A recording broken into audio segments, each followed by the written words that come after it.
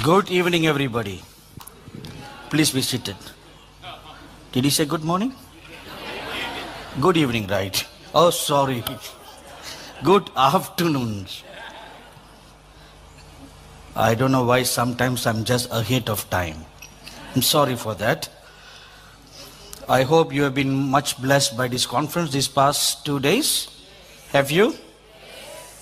And I'm sure you do with all these the wonderful men of God that God has brought in your midst, and you are hearing end time words that God would speak for this nation and for this city and for the churches in this region.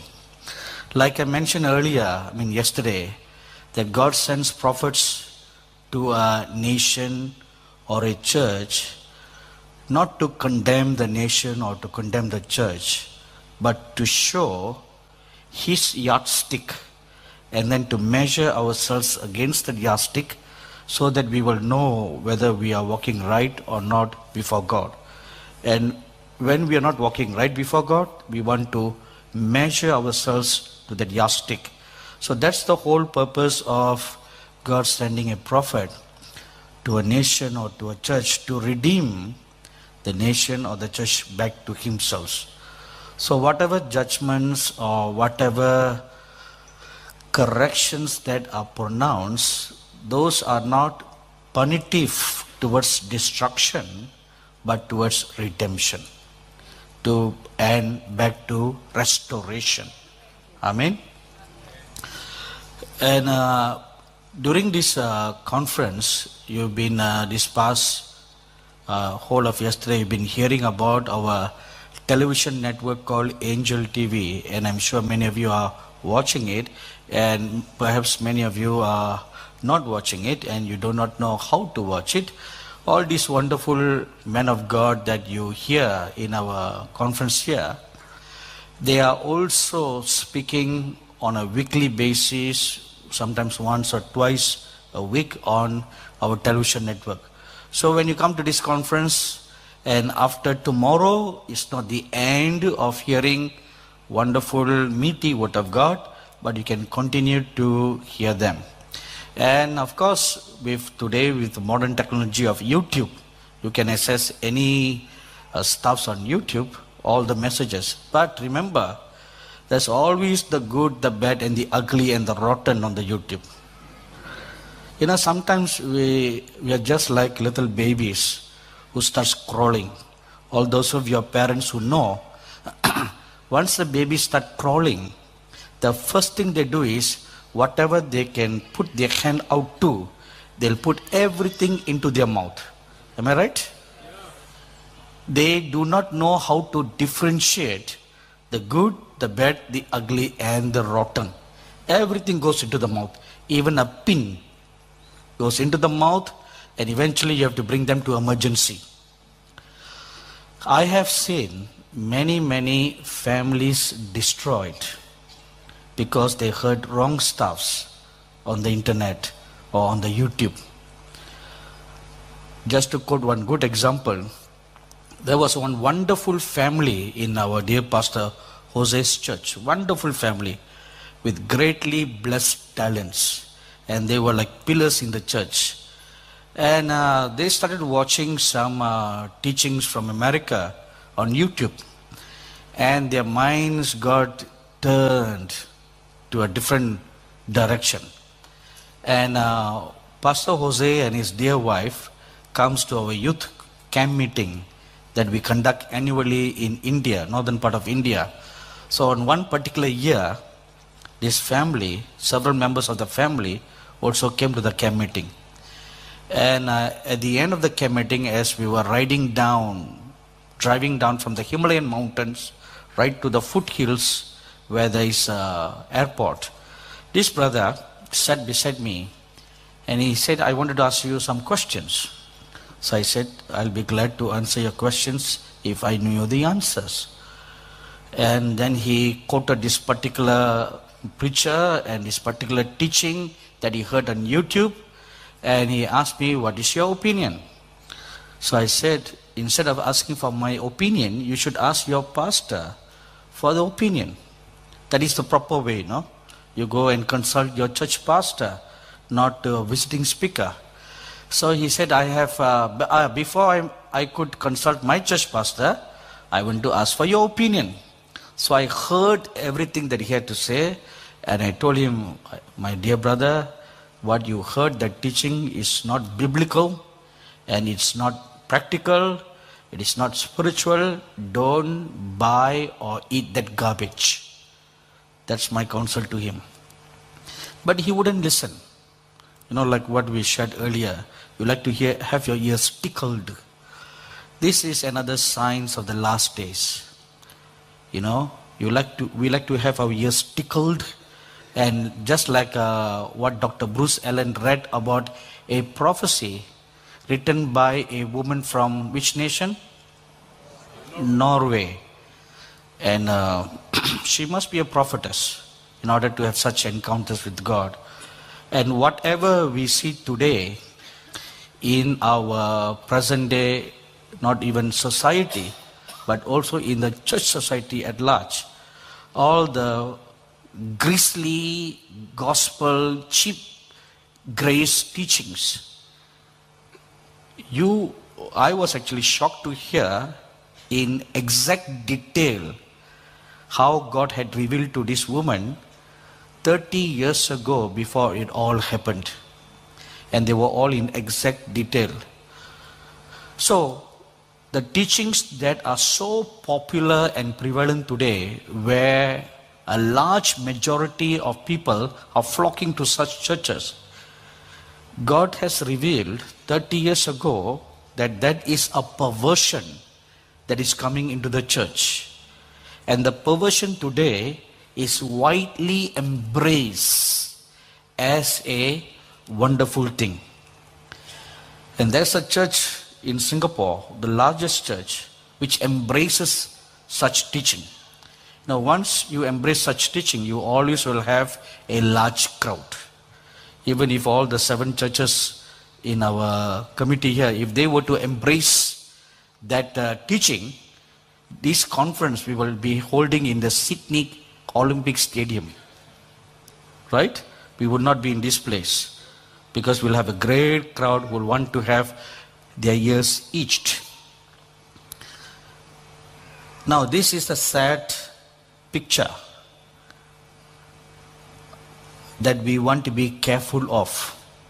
So, that family wouldn't listen to correction.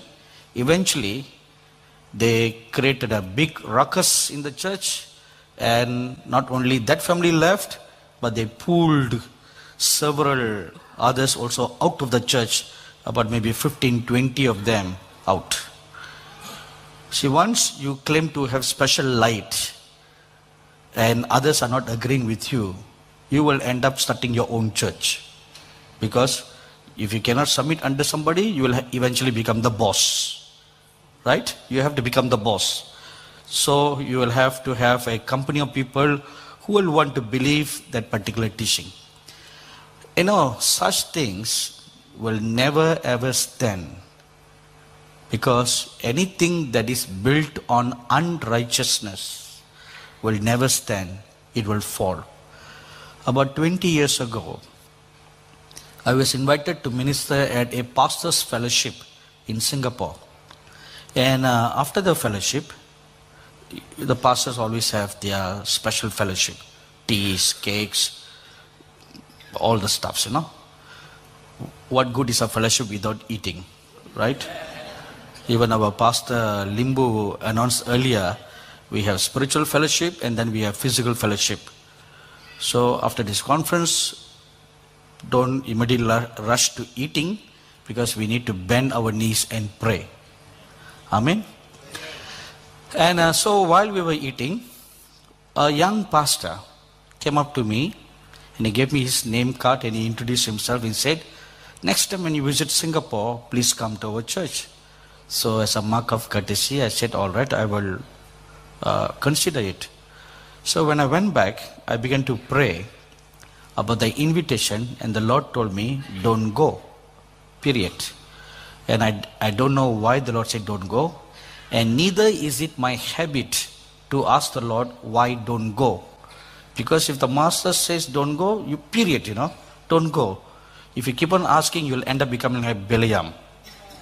I'm sure you don't want to become like Biliam. Once a no is a no or a yes is a yes, you don't ask any further.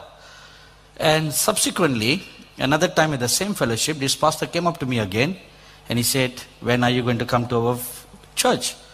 And he extended another invitation, and before he left, he shook my hand. As soon as his hand touched my hand, I heard the Lord say, don't go to his church.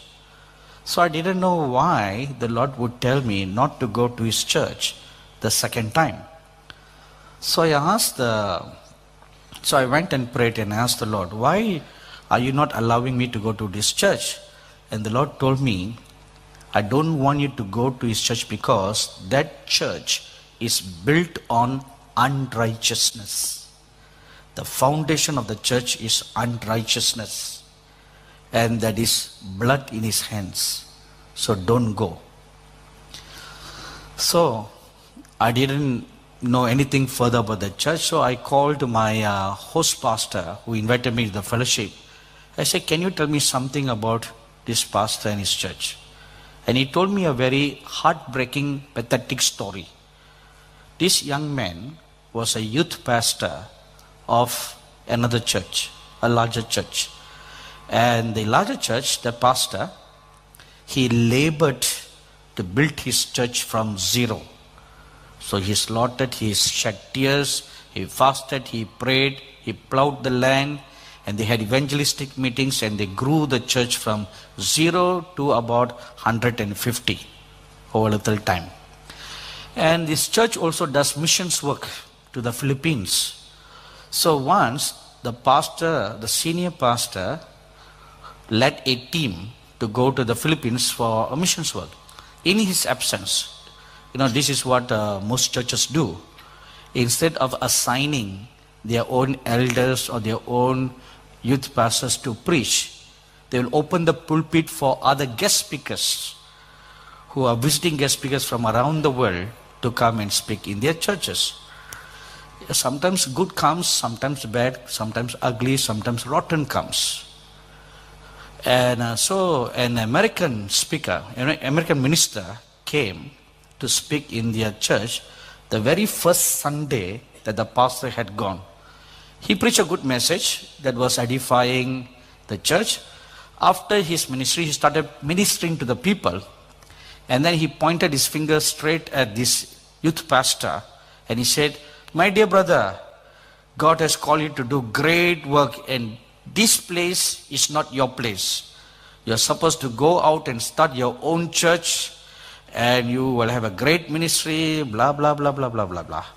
So, and that young pastor was so excited with that prophetic word. Before the senior pastor could come back, he took all the youths out of the church and started his own church. Not only the youths, when the youths go, the parents go along. Right? That's quite biblical, You see, in Matthew chapter 21, when the Lord Jesus told the disciples to go and get the donkey, not only the donkey came, but the foal of the donkey also came along. So children go, parents go. Quite biblical. Amen. So, and a large chunk of the church left the church. And after 2 weeks, when the senior pastor came back from Philippines, he saw his church dwindle down to a small number. And he was shocked and surprised what happened. And eventually, he heard from the elder the whole story of what happened. He was so heartbroken. He fell down on his face and he cried bitterly unto God. Broken-hearted man. And this is what the Lord showed me. He stole. If I believe with all my heart, God can call someone out of a church to do something greater. I have no doubt about that. But that should not be at the expense of breaking your own church. If God calls you out, you should go out as a single person. Go out. and pioneer a work from scratch. Launch out into the deep and fish, not fish in the same pond. Christians are very good at fishing in a pond rather than launching out into the deep. Once I was standing at a bus stop many years ago, and there was some youths who were distributing flyers for their church meeting. So this one young boy came up to me and he said, "Uncle, please take this flyer for our meeting." So when he looked at my clothes, he must have thought I was a Hindu priest. So he was so happy, a prospect of getting a Hindu priest converted. So I played along that game. Why spoil the fun, right? So I just played along the game and I asked him a few questions about who is this Jesus? How do you know that Jesus is the true God? So I just played along the game, And that young man was very fiery. He tried his best to give all the right answers. But I made sure that I stirred up his faith to cause him to doubt his own faith.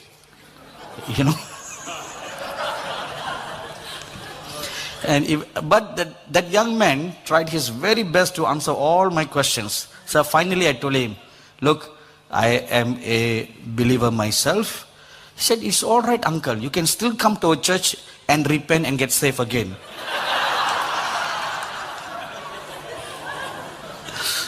So I told him, "Why are you doing this? You should go out to the Hindus, the Muslims, the Buddhist people, all the other non-Christians, and give this one invitation to them. Not come to the Christian and make them leave their own church and come to your church. That is wrong." This is what we largely do, isn't it? Fishing in the same pond. That is very, very wrong. When you do that, you are building your church on unrighteousness. And when you build on unrighteousness, it will never, never stand. And God will not be in it. He's never in it. He's far away. He's outside. So let's bear this in mind. That is why God sends prophets to give us corrections towards redemption, corrections towards restoration, so that we will know the walk that we need to walk, so that our churches will be built on righteousness, like the bride of Christ, not like building a church after the pastor's own image and likeness. As we are built in Christ's own image and likeness, we should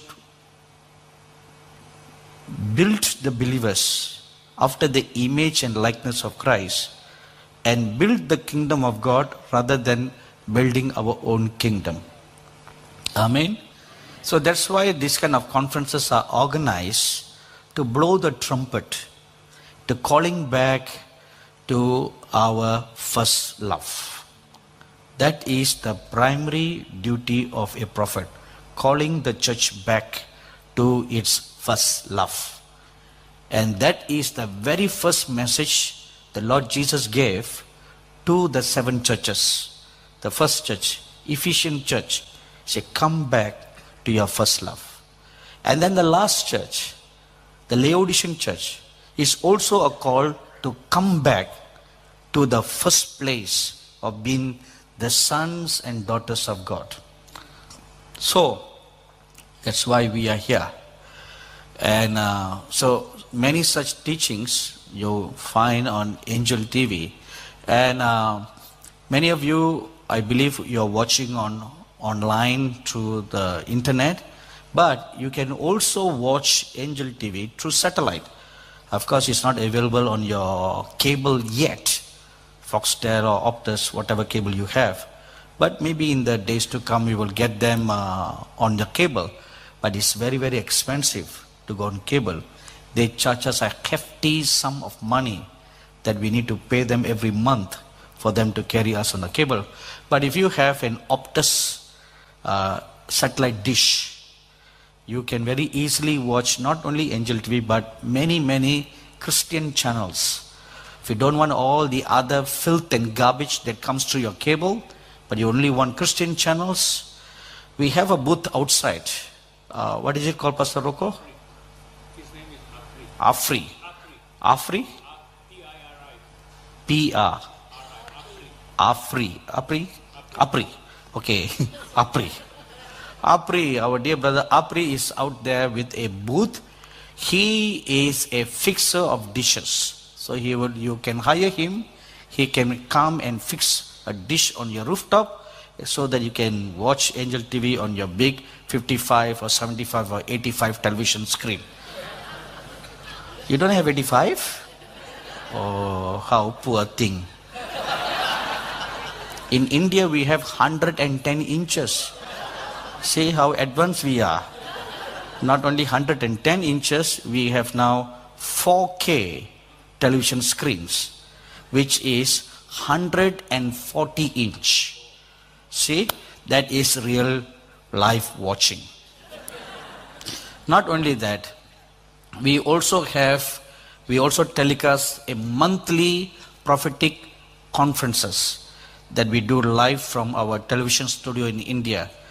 Every third Sunday of the month, we do an evangelistic prophetic conference. And on the last Saturday of the month, we have a healing service.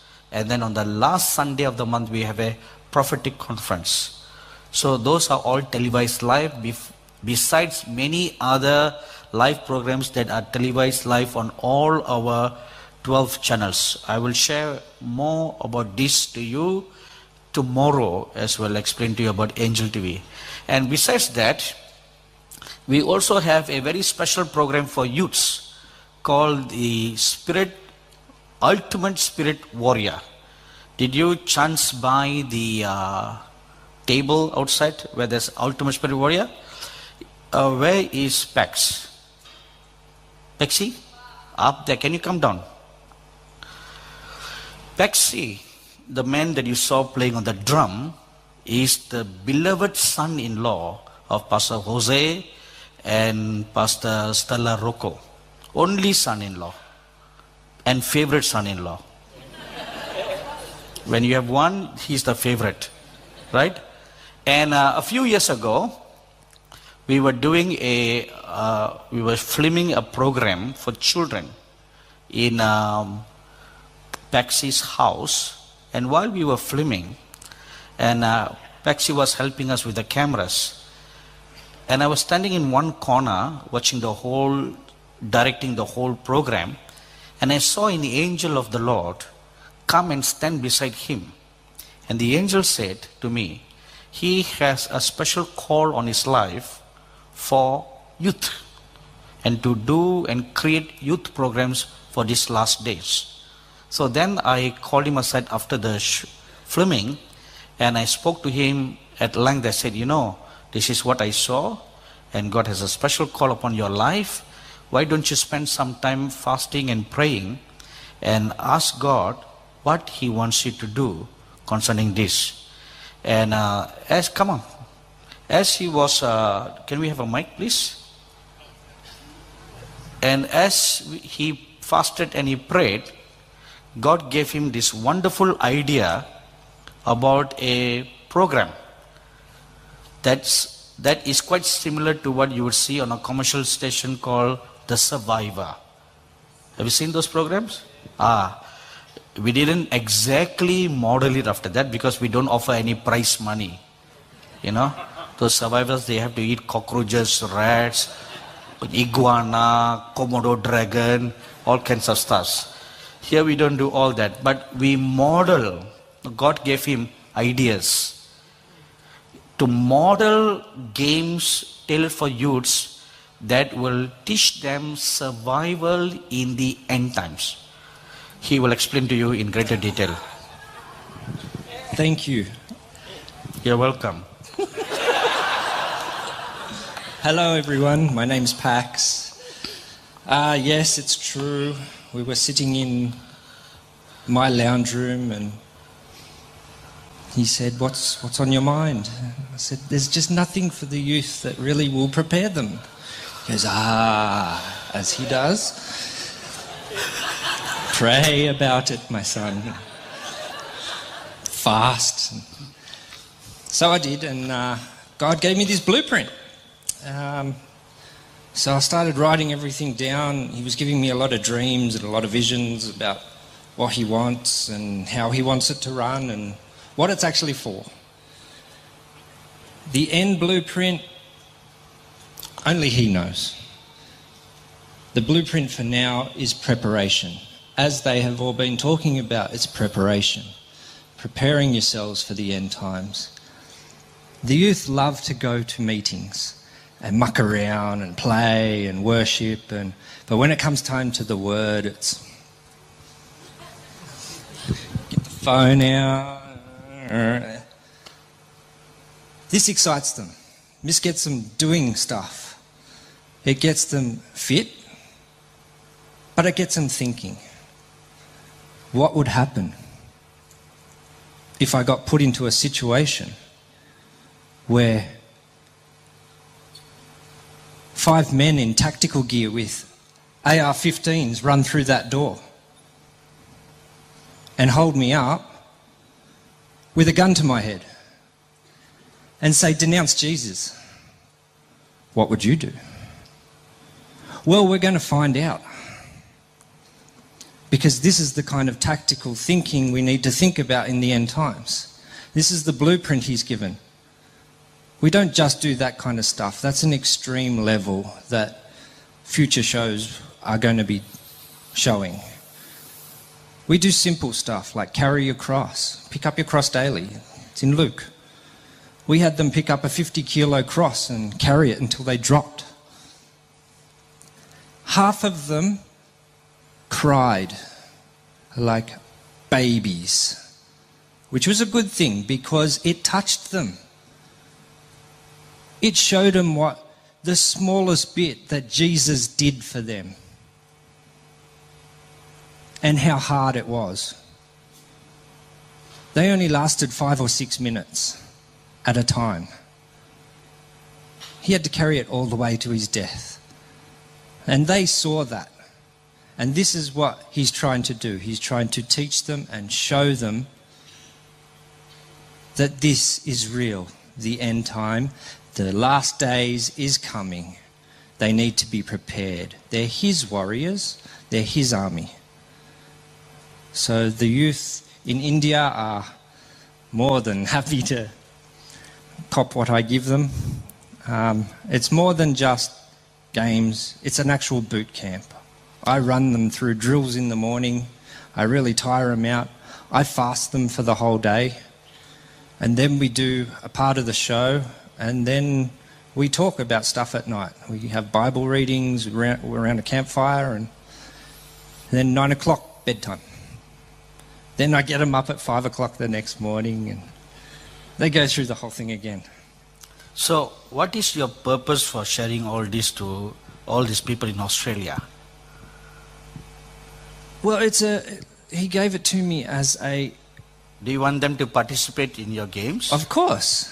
Tell that. But it's a kingdom national thing that he wants it to happen. He wants it in all the nations. He wants it in Australia. We've started in India. He wants it in America. He wants it every nation. He wants the youths to be built up and prepared for the last days. So now we have done how many seasons? We've done 2 seasons so far.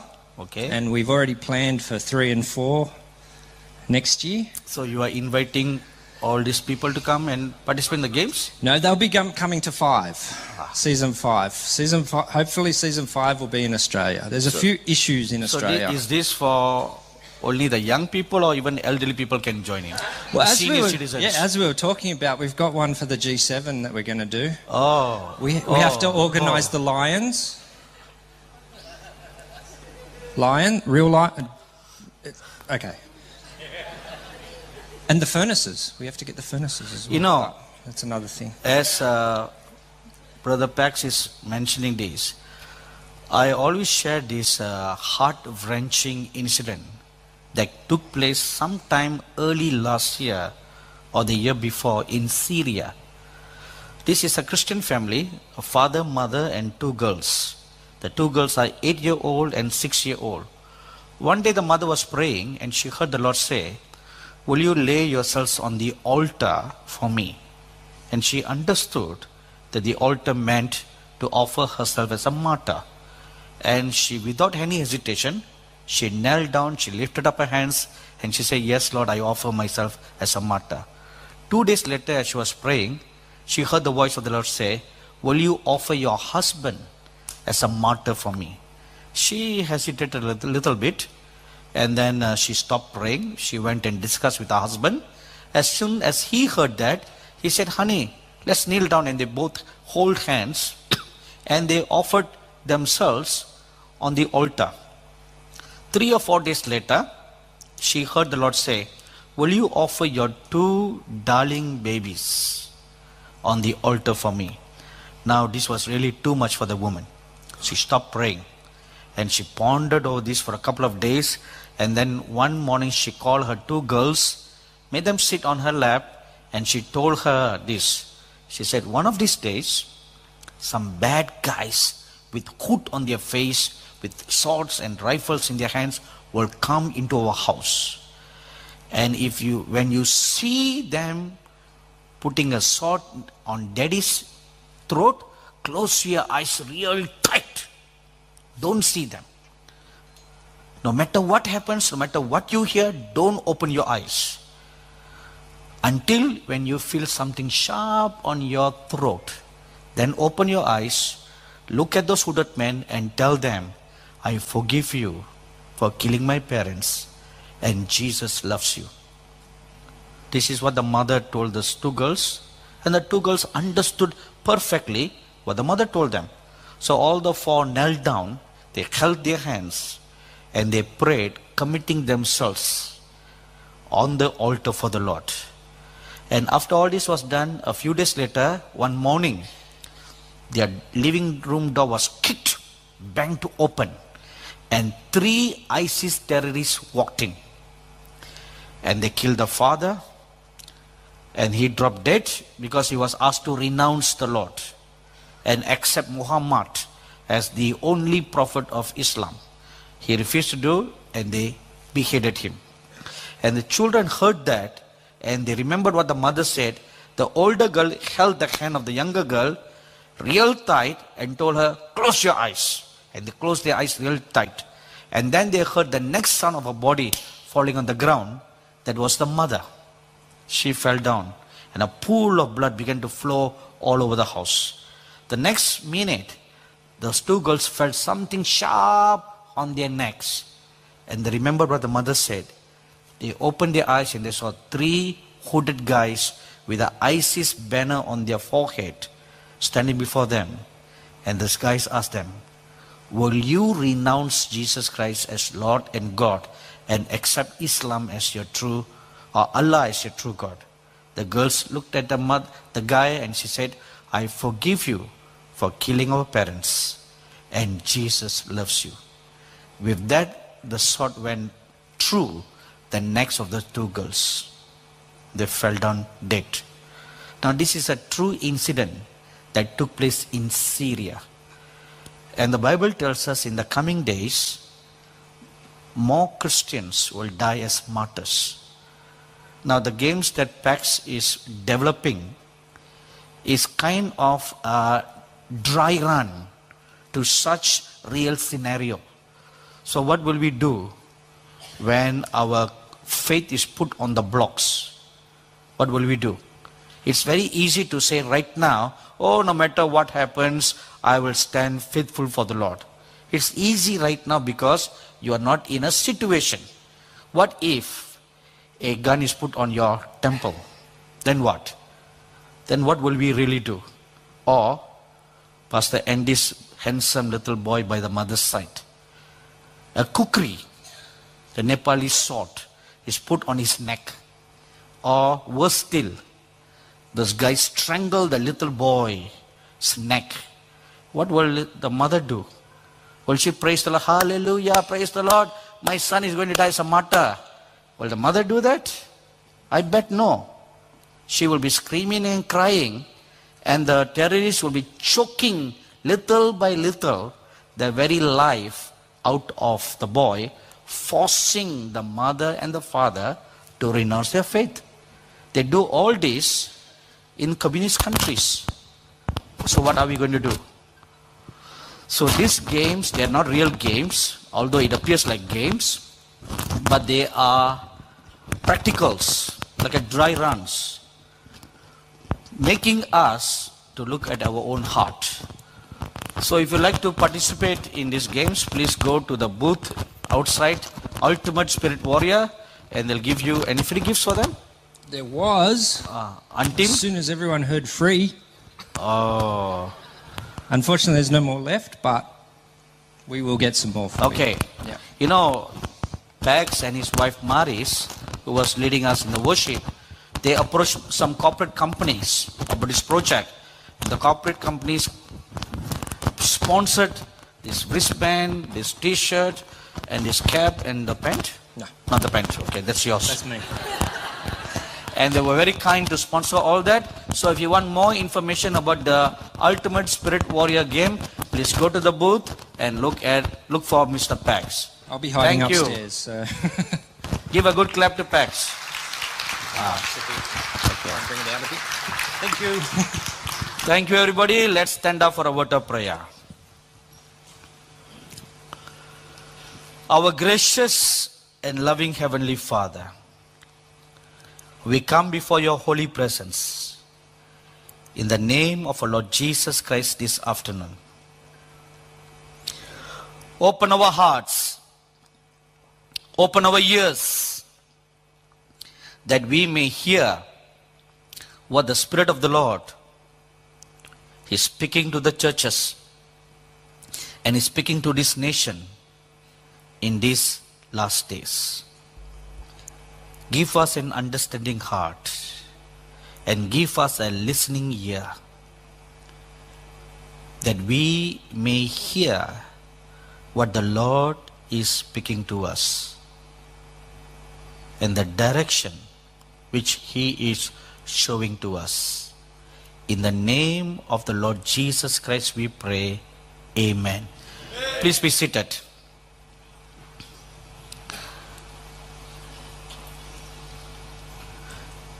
Since the whole of yesterday, I do not know what was preached this morning, but yesterday you heard about myself and the other two speakers bringing words of judgments. And you will know that when I ministered in the morning, the other two speakers were not there. But when they brought the messages, it all lined up. Like part 1, part 2, part 3, like confirming one another. Am I right, everybody? It was like confirming and reconfirming what was spoken in the first message.